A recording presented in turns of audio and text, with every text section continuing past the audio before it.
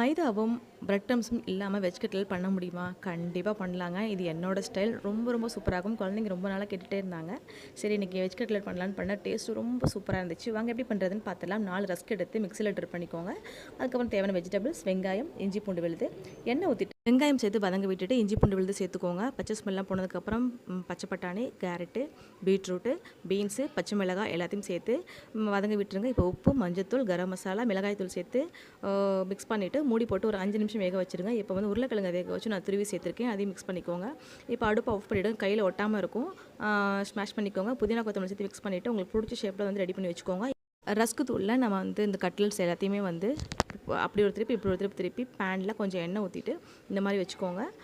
நல்லா மீடியம் ஃப்ளேமில் வச்சு பொரிச்சிடுங்க. ரொம்ப சூப்பராக இருக்கும். அடுத்து ரவாவில் வந்துட்டு எப்படி புரட்ட அப்படி ஒரு புரட்டி இதுலேயும் போட்டு எடுங்க. ரொம்ப கிறிஸ்பியாக இருக்கும். அது சேலோ ஃப்ரை நான் பண்ணியிருக்கேன். பேனில் எண்ணெய் ஊற்றி ட்ரை பண்ணுங்கள். என்ஜாய் பண்ணுங்கள். தேங்க்யூ.